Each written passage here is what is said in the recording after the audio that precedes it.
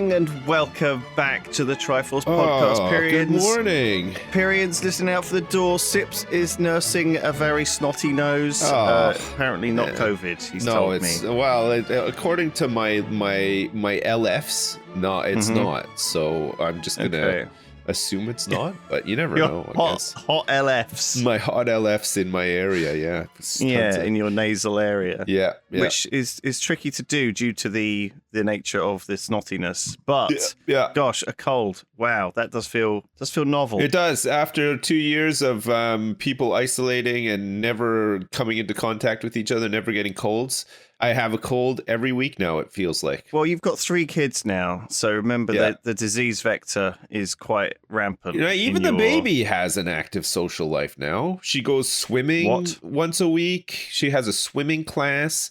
She goes to the library for like songs and stories and stuff. It's like, man, everybody does more than me. Like, I don't do anything. It's crazy. And she's 6 months old. I know. That's hilarious. I love that she has a better social circle than you do. Yeah, she goes to a book club. Yeah. She's got like coffee with the girls on a Tuesday. Yeah. They have like a flower pressing thing. Yeah. Oh, yeah. I know people like that who are constantly doing on the go cool sounding stuff. Yeah. And I'm just like sitting here in my pants playing another game of Dota, just like looking grumpy and watching a murder thing. I've been watching this fucking con man thing on Netflix. Oh yeah. And it's god, there's so much of it. It's just all the time these like docudrama, real life things. They vary between very serious and then sometimes kind of faux serious, and then sometimes just fully like faked. You know, they have actors doing stuff and doing little creepy bits for them. But this one, the one I watched lately, was they'd obviously done some of the recording of the interviewees via COVID, right? Right. And they green screened them all. So they all sat on these chairs and they green screened them. But they then green screened them into really creepy places, like abandoned mental asylums and like horrible ruined places, like the grimmest looking miserable places. And this one guy got green screened. I think he said he didn't want to be green screened into some creepy place. So they green screened him into a bar. But they did it so badly. Imagine all the locations were green screened like Tarkov maps, because like those all look like the worst places on Earth, right? They do. It just kind of like it kind of threw me off because they were doing these interviews in these places and they just looked totally normal and comfortable as if they were in their living room. Do you know what I mean? But if you were doing an interview in a abandoned mental asylum, you'd either comment on it or at least look slightly shifty occasionally, because there's like jagged, like dirty, rusty pieces of metal like everywhere, like dripping ceilings. Like it was kind of like weird. Anyway, this one guy, I think he must have been a complainer or something, because you know that's how the editors and the production team fuck you, is they make you look weird or something in the post. And if they don't like you, it's kind of like a waiter, you know, spitting in your burger. Apparently, The Apprentice, the American Apprentice with Trump was a bit like that. Like they really, yes, like when they floated the idea or whatever.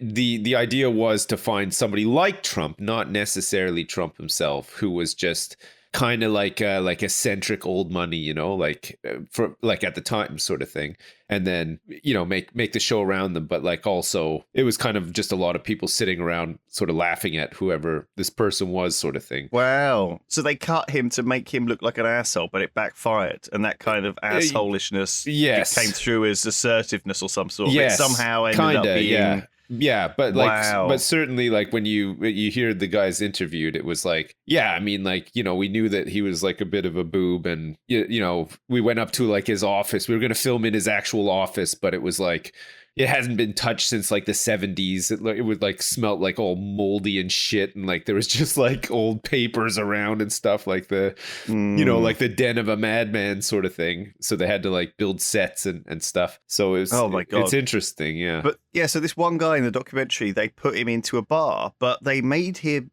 sitting on this stool so small and so weird that he looked like a tiny little like creature in a toy, in like he was like a toy in a real shop, you know? Yeah. The scale was so off that it just didn't make any fucking sense.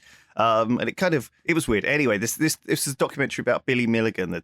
It's called the 24 Faces of Billy Milligan or whatever, and it's about him because he was one of the first sort of major split personality people, and he claimed to sort of have 24 different personalities inside him. Can I just ask about the whole split personality thing? Is it a real thing? Yes. So, but is it like, so people literally have different people inside them? It's not something they're crazy, so they do this. This is an actual condition. It is a real thing. I feel like there's degrees of it as well, right? Like absolutely.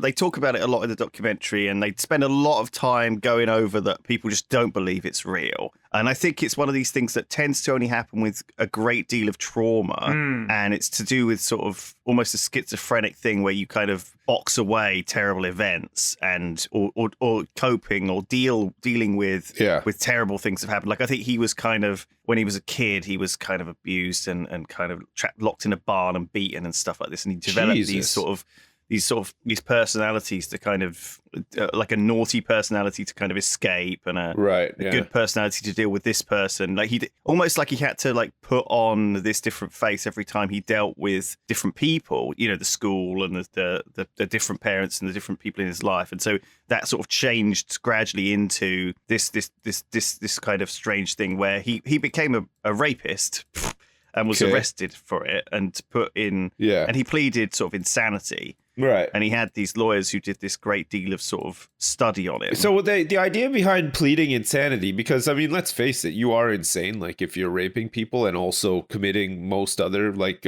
serious crimes.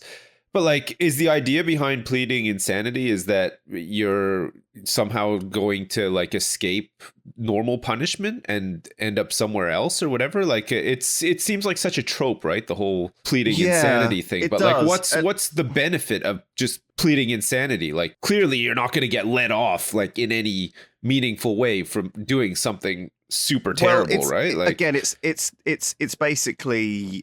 They go through this in the documentary too, but it basically argues that it's not their fault because of a mental illness. They don't even really realize that they did it. Do you see what I mean? That they can't. You almost can't take them to court because it's kind of like trialing a dog for something they did. They don't realize they did it wrong. But then what's the outcome, though? Like, they still get punished, the outcome is they like, still get put in prison for life, usually. Yeah. But they get put in... Back in the day, it was much crueler. They kind of put them in these sort of warehouses for the criminally insane. Right. It was terrible. Even relatively, in modern times, these places were not very nice places to go. And I'm sure prisons aren't very nice to go nowadays. I mean, honestly, but neither are these asylums. No. But in his case, it sort of came about though at a time when there'd been this movie called Sylvie, which was based on a book about this person who had split personalities, and I think it was in vogue right at the time. Oh, so they think he was using a fashionable excuse. Yeah, and anyway, the documentary is really quite interesting. I didn't hate it. And I didn't hate it. What a review! Yeah, move over, Mark Kermode. 26% on Rotten Tomatoes. Well, I think they talk a lot about this sort of idea of split personality because it is so interesting, right? It's so like weird that someone can be this person and this person. Weird, yeah. Because he said he got a lot of people on board. So Daniel Keyes, for example, is the author who wrote Flowers for Algernon, which is a book that I read relatively recently and thought was pretty good. And it was his only book. It's about, he was a psychiatrist, Daniel Keyes, and he then got involved with Billy Milligan as someone who was going to write his life story. And so they sort of ended up meeting a lot. But it turns out that when you sort of talk to someone a lot about their split personalities and their mental illness, it makes them split more and it makes them have more personalities. Apparently in the documentary, they talk about someone who has been studied immensely about their split personality, and they now have 120 different personalities, And so apparently it's one of these things that if you it just compounds itself. And so almost you shouldn't, give people an excuse to, can I talk to Stephen now? Or can I talk to Marjorie now? Oh, I see what you mean. Like you shouldn't be doing that really with someone who has this kind of problem because they usually, it doesn't help. I think it's very complicated dealing with mental illness, of this kind, or certainly these people who've had these terrible things in their life that have made them go this way. Anyway, it turns out that Billy Milligan, he sort of it's really a strange character. He got better, he got worse. He's thought to have committed some murders. Jesus so Christ. there's more to it. Yeah. But yeah, he's dead now, so don't worry, he's not coming to get you. It's all in the past. Thank goodness it's for an interesting that. story.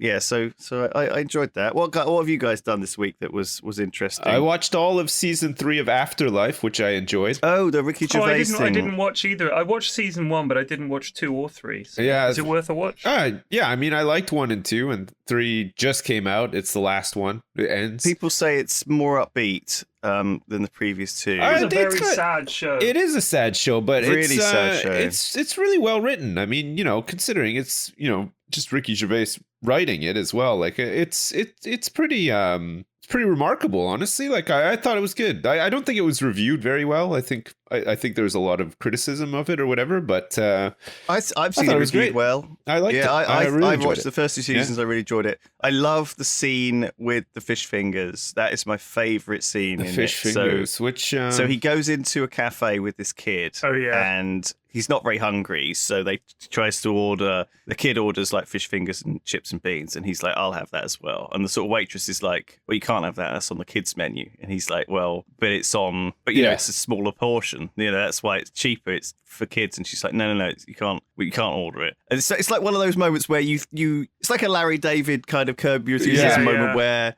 It's and he sort of is obviously his character is this kind of it's so satisfying the way he there's a lot of sort of like subtle or maybe not so subtle sometimes commentary on social stuff that is it's quite funny in the show because he's very much like fuck off you cunt like he just exactly especially season 3 there's like a lot of emphasis on him just calling everybody a cunt, and it's good. It's funny. Yeah. Good. No, it's almost like so cathartic though, because it's these situations where his character is willing to just not give a shit. About other people, especially when they're in the wrong. Yeah, and just call them out. And so he calls out this waitress and he says, "Well, the kid's going to have 2 children's fish and chips and beans, right?" Or whatever. Yeah. So the waitress is like, "Oh, is he going to eat 2 of them, is he?" And he's like, "Yeah, he is." So she brings them out and she puts them in front of the kid. And there's this like staring moment where she like is almost like challenging him to do something and not going away. And the chef's looking in from the kitchen as well, like he's interested in, he's on her side kind of thing. And then Ricky Gervais' character just reaches across, like grabs the fish fingers from the plate, shoves them all in his mouth, and just crunches down in front of them both. Like really, it's just so good. It's there's a similar scene in Atlanta. I don't know if you guys ever watched Atlanta with. I watched some of the first series. Oh, it's very funny. But there's a similar scene where he goes to McDonald's or the equivalent in the show. He wants to order a Happy Meal for his daughter, but his daughter's not there. So he goes in. He's like, "Hi, can I get a Happy Meal, please?" And the person serving him is like, "You're an adult. You can't get one." He's like, "Oh no, it's for my daughter. I'm gonna take it home for her." She's like, "No, I can't give that to you. Like unless your daughter's here." And he's like, "What? What the fuck? Like if I need a Happy Meal for my daughter, but even if I was going to eat it, I can have a Happy Meal, right?" But like, it's the world's gone mad in some. I think respects, it's just right? people that have no idea what their actual job is. Yeah, like the moment it varies even slightly, like they just go, "You can't do that," because they haven't been told they can, and they've been given no agency in their job. So you're told, no. Most kids tend to buy Happy Meals. An adult tries to buy a Happy Meal. Your immediate response isn't, "Oh, that's unusual," or maybe he's buying it for his kid. Your response is, "You can't do that. Yeah. Like that's not normal. So you mustn't do it." I feel like I've definitely said this before, and I've done this before. In jobs that I've had, but somebody says like, oh shit, I accidentally, I didn't realize there was like 2 cans of beans, but you only charged me for 1. I just like, whatever, just keep it. Like, I don't give a shit. Like, you know what I mean? Like there's moments like that in a job where, you have to realize, hang on a second, like what am important? Yeah, is this a fight worth taking, or like knowing when to pick your battles and stuff, and usually the right answer is not very often.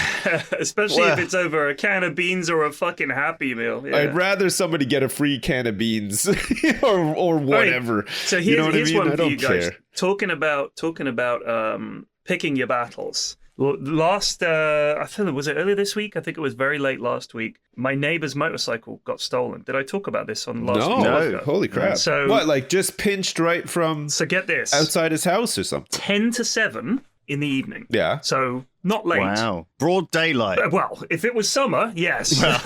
It was more like 3 hours after the sun went down. Yeah, so it's pitch black. Oh, but yeah, it was dark. It's January, yeah. So my daughter sort of goes out to guides.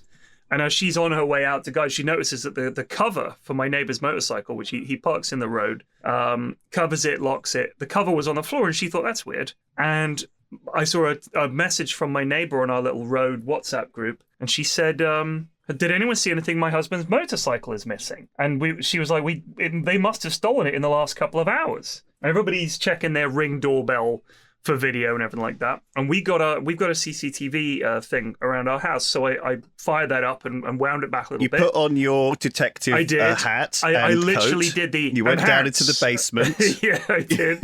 You smoked. You got the pipe out. Ah, yes.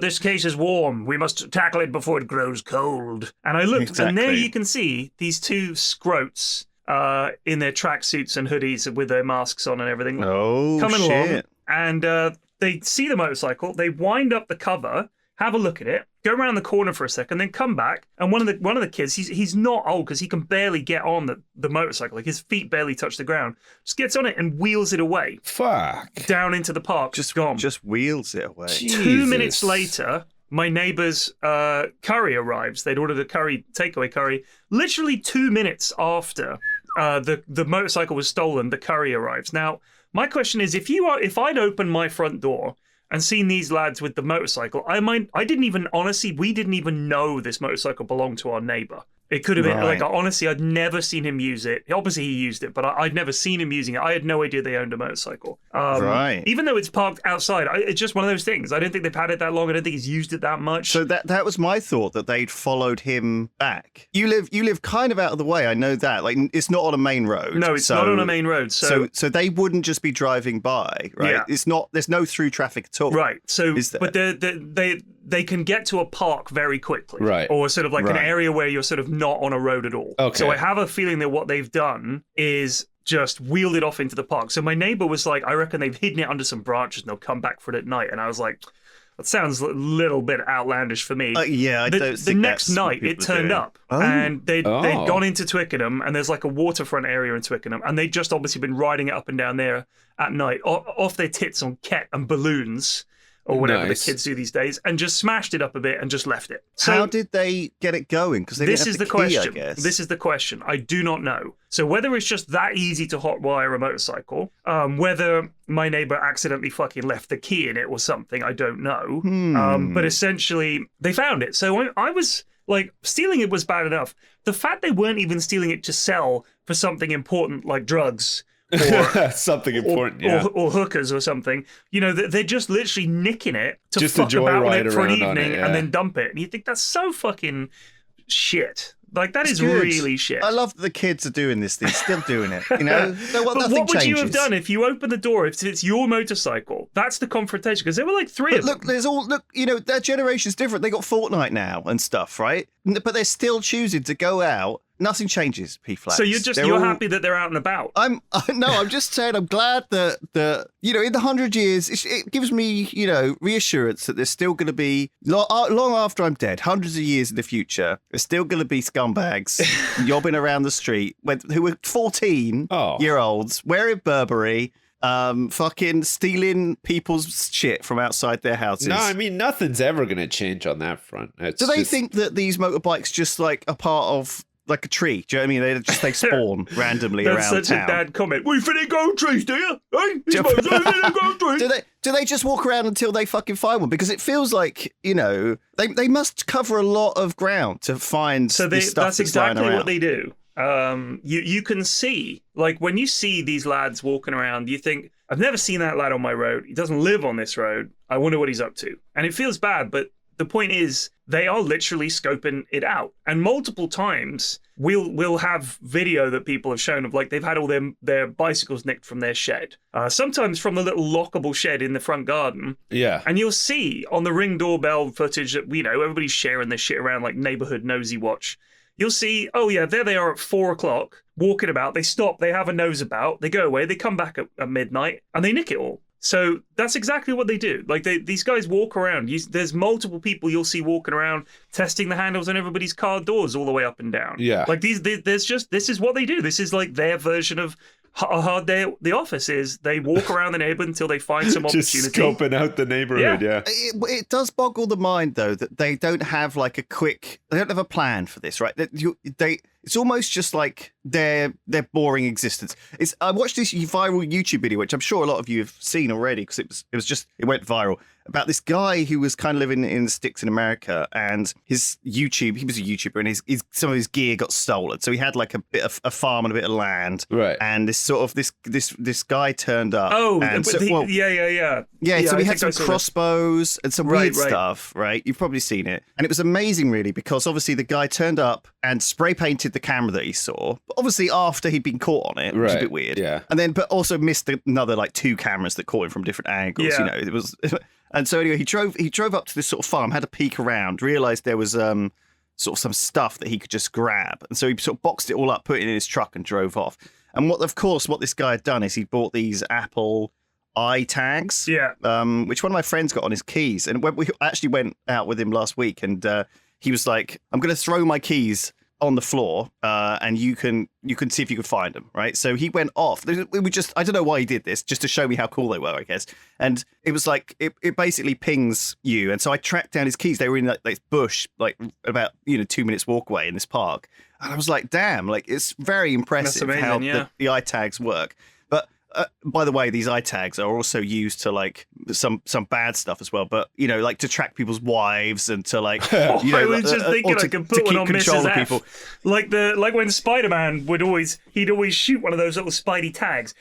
He also has his family and his friends all have one, and so it's like an app where you can like see where all of your family and friends are at all times. You're like, oh, he's obviously going to the shops, wow. Or he's at work. It's kind of a bit creepy and weird, but also weird, yeah, that's sad. I don't know, like sad kind of people interesting. Would do that, yeah. It is kind of interesting to see his little, because he's got like 20 people on there, and you can it's almost like some Harry Potter shit. Do you know he's what I mean? Like playing Lemmings or something. He can see like everybody.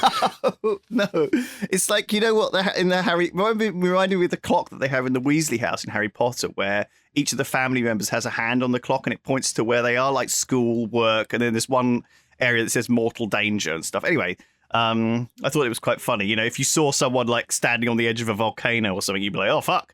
What's he doing there? Get him out. Said this guy's at an airport, he'll be all right. He's obviously getting a helicopter. Oh, man. But no. So yeah, the eye tracker. So he tracked this guy down and sort of followed him to his house, and realized that, of course, he was there with all of his stuff, and he'd just taken it all and put it in his barn. And so he called the police, and they turned up and interviewed the guy, and he was like, "Oh no, I haven't got anything." And they were like, "Well, look, you definitely have. The tags are like pinging to this box you've got in your garage." And he's like, "Oh, okay." And so he was like, "You can't come back till you get a search warrant." So the police got a search warrant in like half an hour because obviously they had very good reason to go in there. Yeah. And he was like, "Oh fuck, you're back with a search warrant already? I haven't even bothered to hide it." And so then he got sort of very tearful and started crying. Yeah, it was bizarre. And he started like being very apologetic and saying, "Oh, I'm addicted to it and I can't help it," and all this, bullshit. It was very embarrassing for him, obviously, but he was obviously just a chancer guy who did this, just went around and nicked stuff and didn't even have a plan to sell it or get rid of it, just wanted it, just saw it, thought it was knew it was someone else's, but thought it was kind of abandoned or something, and just thought he'd take it. And it's terrible, really. But I think what happens is people do it once, get away with it, and just think I can look how easy that was. I've gotten away with it, and then they get away with it until they don't. But yeah, it was a really interesting thing. I think that is a thing that you could see on YouTube. You know, someone would set up like a motorbike outside their house with dog poo all over it or whatever. Do you know what I mean? In order to like, you know, trick local idiots into, you know, there is a bit of that on YouTube. I've noticed some like channels that kind of want to trap thieves or trap scumbags with things like that, right? There's like setting up. It's almost like the anti-scammer thing. You know, there's a lot of people, because there was a couple of popular Twitch streamers who would, you know, try and waste scammers' time or get scammers to like, you know, keep like drag them along, or even like hack the scammer, hack their computer, and you know, give them a taste of their own medicine type thing. Yeah, and so it is very kind of, I don't know, like I don't want to say cathartic, but what do I mean? Where the scammer gets scammed, it's very kind of justice. It's like satisfying to see these people go down, right? But also at the same time, it's kind of awful, right? Like that these people get trialed by internet, like that guy now who's been the victim of this thing is now, sorry, not the victim, obviously the perpetrator of this, the guy who nicked the guy's stuff, you know, his face is all over the internet, and, you know, obviously hundreds of people will know who he is. All of his friends and community have kind of alienated him. And some would say, well, he deserves it. But is it disproportionate how the internet's response could be, you know, affect his life based on what he did? I don't know. Yeah, it's a weird one. It's definitely something to consider. Certainly, like, you know, watching Billy Milligan and seeing how his fame, you know, because he became so famous that it sort of gave him all of this power. Who's Billy Milligan? He was the 24, the multiple personality guy. Oh, you know, he got obviously super successful, and so as a result, he had so much. One of his personalities got famous. The other one had no idea. The other one was just like at home. Who's Billy Milligan? Eating macaroni. He didn't have any idea what was going on. Who the fuck is this Billy Milligan? I mean, it got him even more messed up because he ran away from prison. Well, he wasn't in prison. He was in like various insane asylums. He ran away, and they gave him a cover name. You know, like a witness protection kind of. One of his legal guys set him up with an alternate personality. Yeah. Like they gave him like a different identity, and he lived as a different guy for some time. I mean, if you're already a guy who has split personality, I feel like the people inventing new ones for you is like fucking like the icing on the cake. Enabling. It's enablers. It's so funny.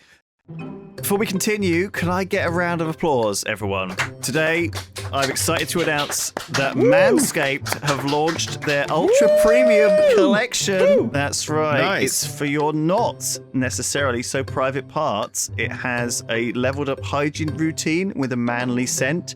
It is an all-in-one skin and hair care kit for the everyday man, covering head to toe, literally. Manscaped obviously trusted below the waist, but you can now trust them with the rest. Nice. The Ultra Premium collection includes premium deodorant, not for your balls, for your stanky armpits. Right. It dries clear. It's aluminium free, or aluminum if you're American. Oh. Wait, they put aluminium in that stuff? Yeah, they do. Yeah, and there's like silver and stuff in it sometimes too. Jesus. Doesn't have any of that. Well, I want some aluminium free stuff. Thank you. It's got body wash to lather you up. It's got hydrating body spray. There's a 2-in-1 shampoo and conditioner. Thank you. Yeah, make good use of that. There is a free gift, a 3-pack set of lip balms. You pop them in your pocket. I need a lip with balm. Ingredients such as peppermint, eucalyptus oil, and vitamin E to keep those chappers moist. So that my New Year's resolution was to keep my chaps as moist as possible. So this is perfect for me.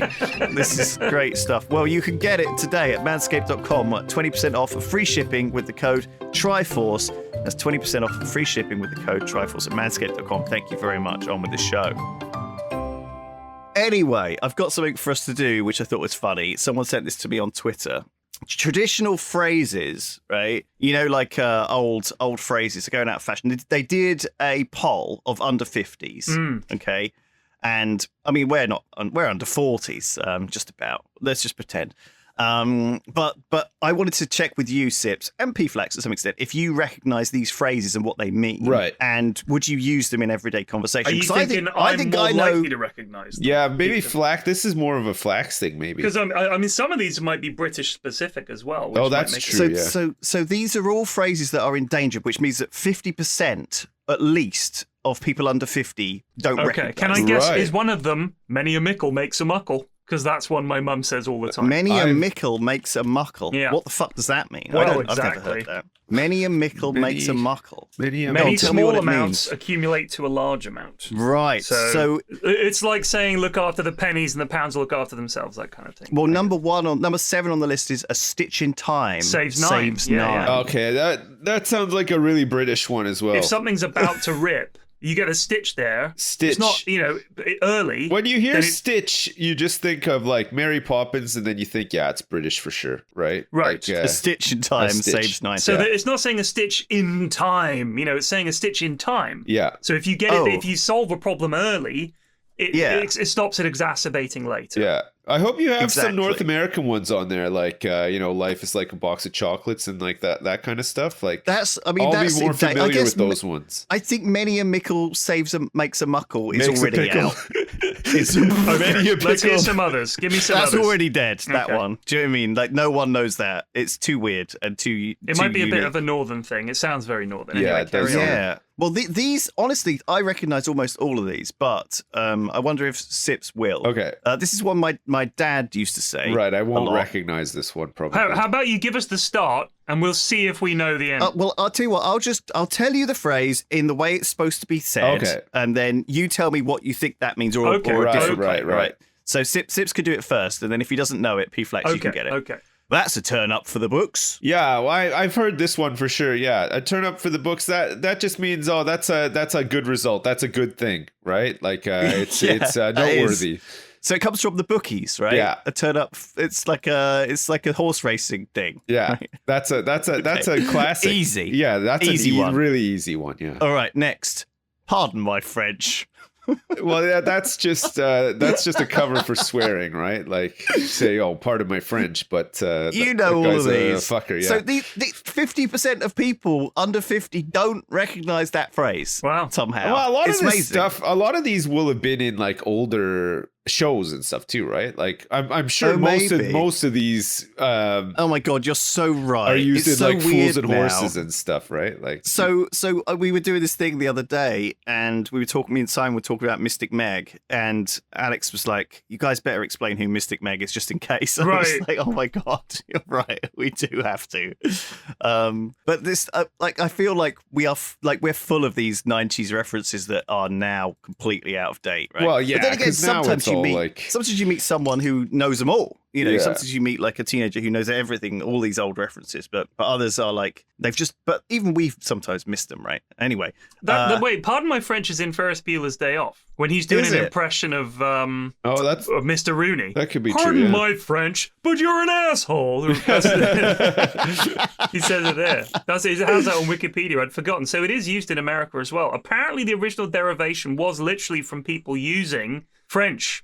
And then saying, pardon my French, literally meaning, excuse me for speaking French. Pardon my French. Yeah. Well, that would be the double meaning of pardon my French. Ta mère. Yeah. Tu culotte. Tabernacle. You're a shoe? Is that what une culotte? No, you're a pair of shorts? Something like that? Yeah, that's it. You're a pair of underpants. You're a pair of like undergarments. Yeah, I can't remember what the bad ones actually are. Selling like hotcakes. They're selling like hotcakes. Yeah, that's a classic as well. It's just saying like something's popular, right? How is that going out of I use that every day. I mean that's a daily usage from me for sure. Yeah. Have a gander at this. Yeah. I mean, that's more of a London thing. That's like, I always just say, "Oh, give us a goosey. Let's have a goosey." In other words, let's have a look. The goose and the gander. Yeah, these are fine. Okay, these are good. He's a good egg. Yeah, that's another one that you hear. No one says that about me. They just say he's an egg. He's a bad I don't know egg. where it comes from, but yeah, it's just a way of saying that somebody's nice or, trustworthy or reliable or whatever. I'm glad you're getting all these because they're as easy as I thought they were. I am chuffed to bits that you're getting them. In fact, yeah, I'm chuffed to bits. Yeah. What about hollybobs? I'm going on my hollybobs. Ever hear that one? Yeah. That's fine. I mean, that's basically. It's close, isn't it? Yeah. Well, at the moment, I am snug as a bug in a rug. That's. I think that's a more of an American one, right? Snug as a bug in a rug. Yeah. Where does that come from? Well, you're as snug as a bug in a rug. It rhymes. It's American for sure. But some of these are actually super fucking old. Yeah. It looks like from David Garrick from 1769. There you go. Yeah. A bug is an old English word that means like a hobgoblin or something. Or is it to do with a scarecrow? God. Oh, apparently the early use is he sits as snug as a bee in a box. Snug as a bee in a box. Never heard that. Yeah. Doesn't have the same. It doesn't have the same pizzazz as snug as a bug in a rug. No, it doesn't. It's weird how certain catches on. It goes back. Anything you look at, any of these old proverbs, you can just keep taking them back in time. There's one from the 16th century where he says, snug as pigs in peace straw.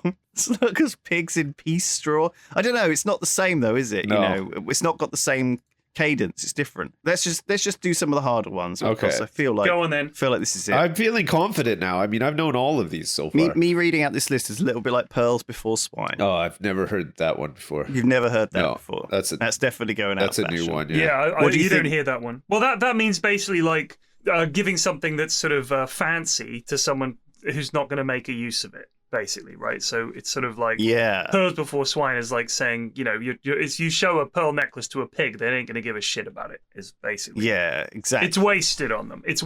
Like that time Onslow won the ticket on the QE2 or whatever, the luxury cruise ship. Remember, and he turns up in his fucking wife beater shirt and with the stains on it and his hat. Remember keeping up appearances? No, sure, yeah. I guess it's like the same, right? Yeah, Remember, Hyacinth is like mortified because she wants to like get to know the captain and stuff. Wait, did you watch this recently? No, not recently. Like it's just because I've heard you reference this show previously. It did not stick in my mind anywhere near as much as it clearly stuck in your mind. Well, I don't know. Well, I haven't seen it recently, but I just like the show. It's just but that's what I'm saying. Really it's like you remember. You're like, do you remember Hyacinth was trying to win over the captain? Like he must have watched this show a lot. No, and it must have been a was big on thing. TV. Like it was just memorable a while back, and it just I don't know. I just always remember it being a particularly I didn't watch funny episode. I don't remember every episode. I don't think I've ever watched a full episode of it. Really? It's the same thing with Frasier as well. Like I've watched probably certain episodes 10 times and then not another episode. Do you know what I mean? Because it was on every morning, like before school, but they just repeated it for years. It's on Channel 4 every day. The current part of the storyline that it's up to, it's like the later episodes because Niles and Daphne are married, but now it's like the Ross and Frasier stuff is starting as well, where they're like where she is like in love with them, but they've slept together at some point. How did Seinfeld and Frasier continually get the hottest women in the world interested in them day after day? It's crazy, right? And George as well. George in Seinfeld. George used to get dating the hottest women ever, and I'm like, what?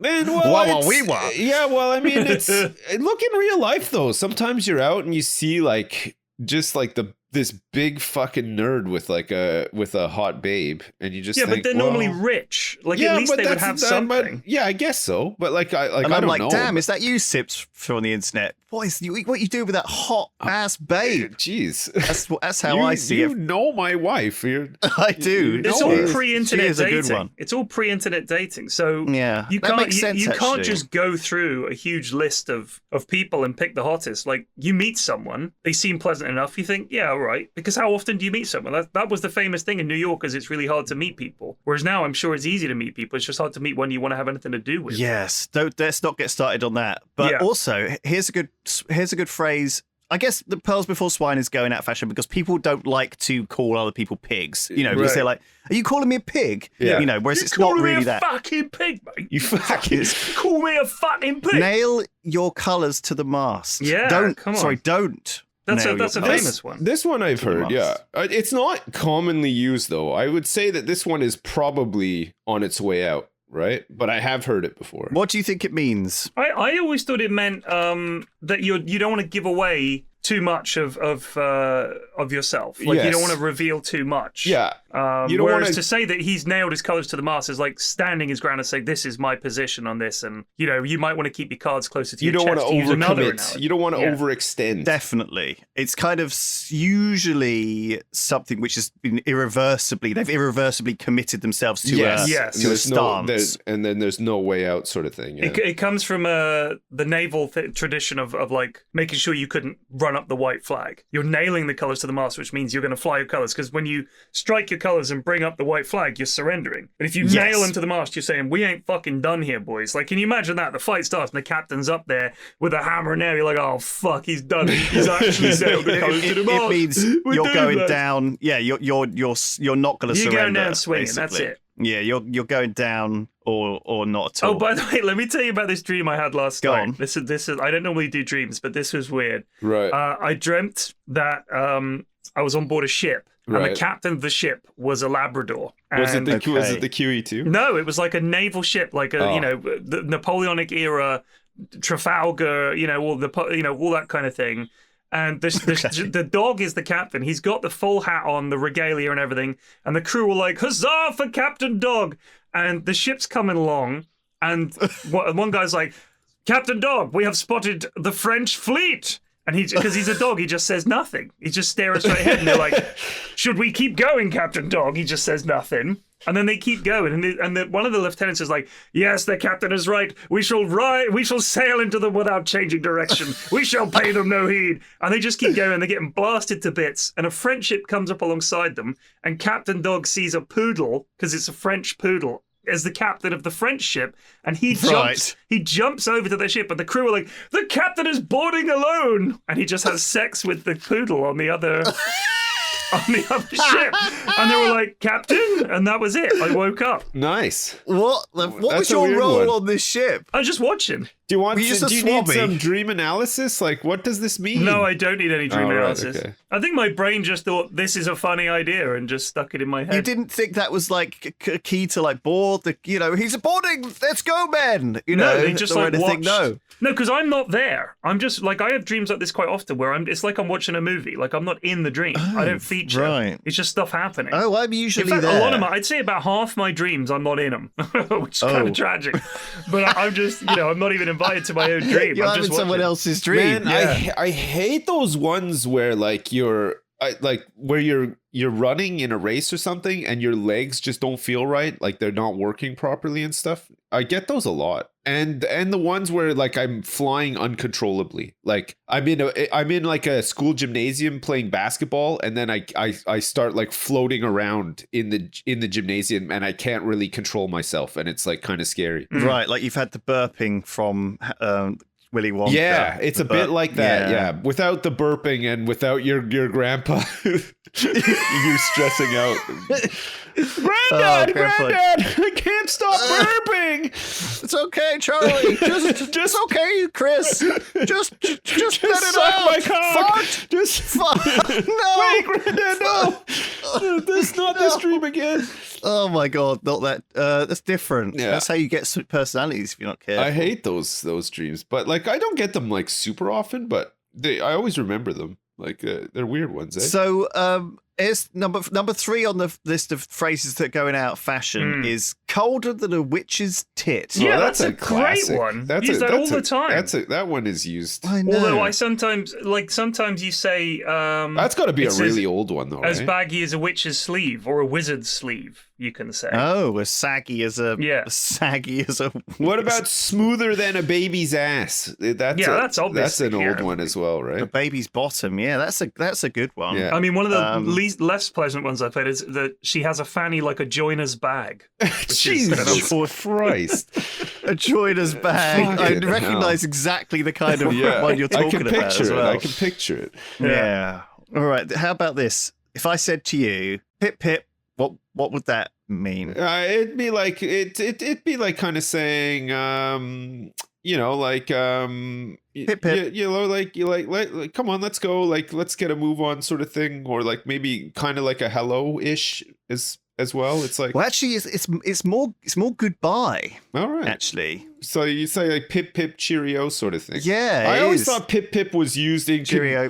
in conjunction with cheerio. So yeah, maybe a goodbye. But it used to be more of a greeting. You're right. It used to be more like pip pip. Yeah. What's going on here? I mean that in lots of different languages, like ciao can be used as like a hello and a goodbye, right? In like Italian and other like Latin based languages, you know. Well, it's one of these things, and even like in French, you could say bonjour to say like hello, but you can also use it as a goodbye as well. I think you could use it as both. Just like saying good day, you know, like you could say good day to somebody in English and as a greeting, or as it does sound so toffee nosed, doesn't it? Though it does. So good day.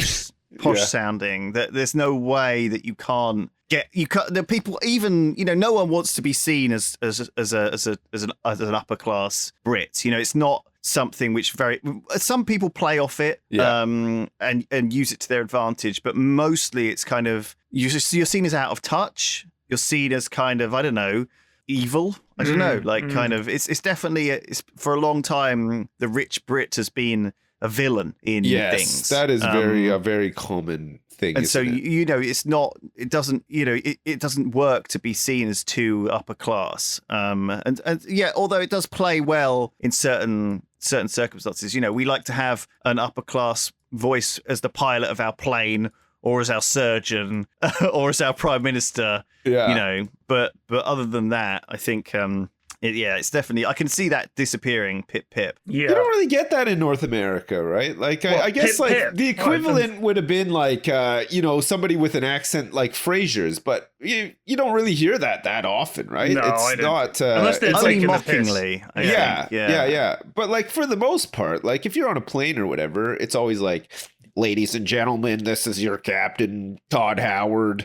Ladies and gentlemen, we got him. You know, like it's like that sort of thing, right? Like it's that's the American equivalent to pip pip. We got him. It's like, you know, in Britain you'd have like if anyone said pip pip to me, I'd be like, God, where are you from? Or how old are you? Like Lewis was just saying, you know, you kind of like you like that, like you know, like a plane pilot or like a narrated or something. It would be like, you know, it'd sound like you know, David Attenborough or something like that. You know, like very very sort of like old and posh. But like I don't think in North America you don't really have that. You know, I could be wrong. More people, maybe I don't know. Maybe in your local area you say pip pip to one another and you call it and you keep it around. No, I don't think anybody's really pip pip. I could be wrong on that one. I'm not super in touch. But do you know what, Sips of P-Flax? You really know your onions. Thank you. Well, thanks very much, Lewis. That's what Alan Partridge says when he's having sex with that woman in the dark. Oh, you know your onions, he says to her.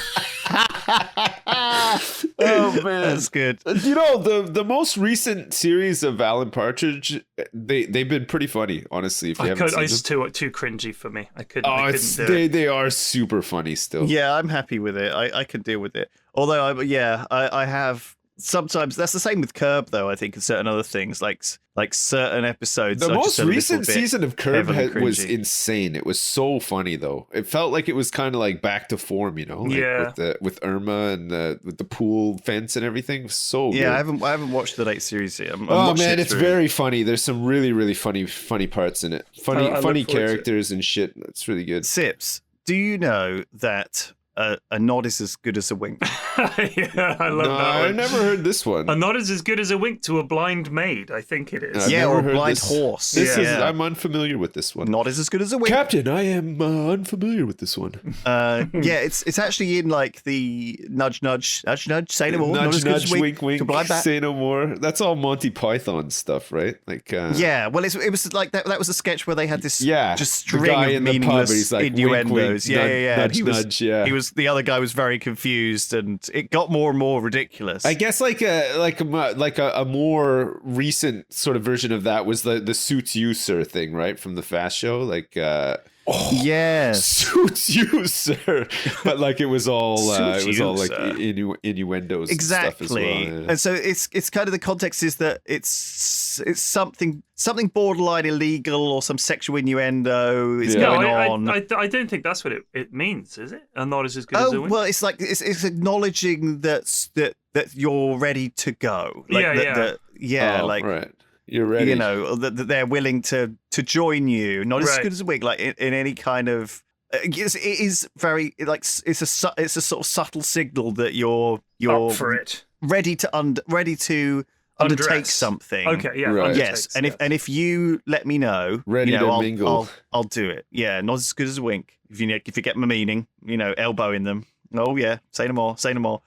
Anyway, I am about ready for the knackers yard. Actually, after this podcast. That's where they take old horses. That's where they take them and they put them down. They do, and they turn them into Tesco lasagna. And a very British thing, maybe not so much now, is describing yourself as knackered, right? Like but apparently, so it used to basically mean that you were exhausted from having sex. Right, yeah, but it used to have a more innuendo specific meaning. Yeah, right. Whereas now it just means you're tired as shit. Yeah, because I remember one time I said it. I was at a bus stop with my mum. I must have been about 12, and I said it, and her and this old fellow were like laughing, and my mum was like, "Teddy," and I was like, "What?" It just means tired, and he was like, so obviously from his day, it did not just mean tired. Right. It meant you'd. I wonder if that's to do with the fact that it's sort of horses that get taken to the knackers yard after they've been studs or something. Perhaps, yeah. Do you know what I mean? I don't know. Anyway, that you dropped a clanger there. Yeah. Flax. Yeah. In what way? Oh, you mean with the bus stop thing? Yes.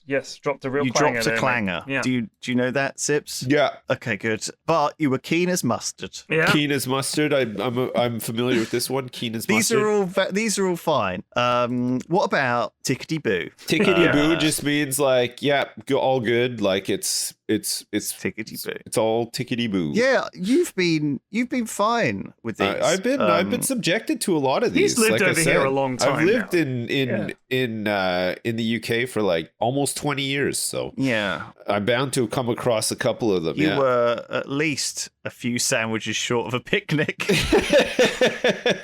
think we all are. Yeah. Well, yeah. That's quite a gentle kind of way of saying that someone's losing their marbles, isn't it? A few sandwiches short of a picnic. Not and saying not the sharpest knife in the drawer as well, right? When somebody's not too clever. Well, they're all slightly different, aren't they? Though they're all because you can all use like it's quite a sort of gentle. Contextually, this must be hard for people learning English to know the exact kind of context for each of those ones we dropped there, right? Because they're all specific. They're all very English. They are very English in the sense that they are very. I think this is these are the subtle nuances of language that non-native so much of it is contextual. No one's ever sat down and explained to me what a lot of these things mean. You just get them. Here's a good one that I saw. This is one of the comments, I think, on the article. You could say to a really grumpy-looking person that they had a face that could turn a funeral up a side street. Or just a face like a smacked ass. Yeah. You got a face like a smacked arse. Swerve. Well, the thing is that might work for a very hot babe walking down the street as well, So it could be like blam. She's diverted a funeral. They were distracted. It's almost like beep for tits or whatever. Those signs where I think they say honk. Honk if you're horny. Beep would imply you could go up and go like beep and like press them. Oh man, honk if you're horny. Honk if you're horny. Yeah. Oh, by the way, just as a change of pace, I just want to drop this out there for anyone interested. I played the Blood Bowl 3 beta. And it was dreadful. Oh, it was dreadful, shit! Which really it's been delayed a couple of times, right? Wasn't it meant to come out like a while back? Somehow, apparently, this is better. But it was really, really bad. Man, Blood Bowl 2 was infuriating, though. The dice rolls. You need to give him some feedback, P. Well, I did. I gave them extensive feedback. So the game is the same. They changed some of the rules, which takes a bit of getting used to. That's fine. But their UI, I don't know why they made some of the decisions they made, but it's really bad. Is it really clumsy? Yeah, but a lot of people said, it's because it's for the console version. But if you're looking at this UI on a console screen or a Switch or whatever, you're going to see even less. So it was almost like they had never done a UI before, and it's that bad. So it was actually insufferable. So I played one game. Oh, and the first time I played, the game crashed on me, and the second time I was just like, I'm done. This is just so bad. So anyway, well, that's a shame because you're a big fan of the old Blood Bowl. I am. Yeah. Like this is what a month my mate Munt actually said. He said it's weird because more often than Munticus. if you have a game... He's a right Munt. He is. If you have a game, people expect the next version to have a lot more upgrades. All they wanted for Blood Bowl 3 was a snazzier version of Blood Bowl 2 with the new rules. Because the Games Workshop has put a new rule set out. Just have the new rule set and just pimp it up a bit. Make it a bit fancier, a bit more customization, slightly snazzier looking, better graphics. That's all they had to do. That's all they had to do. Clark messaged me. He's bought a little Blood Bowl team. I was thinking of getting one. We were gonna paint them up. Yeah, we're interested. We've always been interested in Blood Bowl. The game is what it is. I mean, it's will you fine. paint them yourself, Lewis, or will you pay somebody to do it for you? I probably will pay someone. Yeah. No, I was just wondering. I just wanted to double check. It depends. I do little bits. I've done 2 armies myself. Oh, but the other 2 armies I haven't. Busy man. He's a busy guy. I've done 3 armies myself. Now. Yeah. So I do bits, but I can't. It's very time consuming. Well, also I'm not very good, and it's kind of. I have to. I'm slowly learning. You I don't saw have my the army. I'm not very good, but I did it. You're great, P-Flax, and your Germans, your UK boys, your British boys are great. We played a game. It'll be out on the Games Night channel eventually. But you should get if you're interested. You know Blood Bowl well. If you're interested, you should, because I think we all have Blood Bowl. Ben and Tom have got Blood Bowl teams. So if you want to get one, it's interesting. I don't want to play the desktop version. I mean, you don't want to play, tabletop not version. even with the new rules. No, because I'll put a pin in that. It would be much more. I mean, I'd play if somebody else had an army or whatever, or a team, but I'm not going to fucking do it myself. I'm flogging a dead horse. He's flogging a dead horse here. He's going to put There's another one. Good one. Yeah.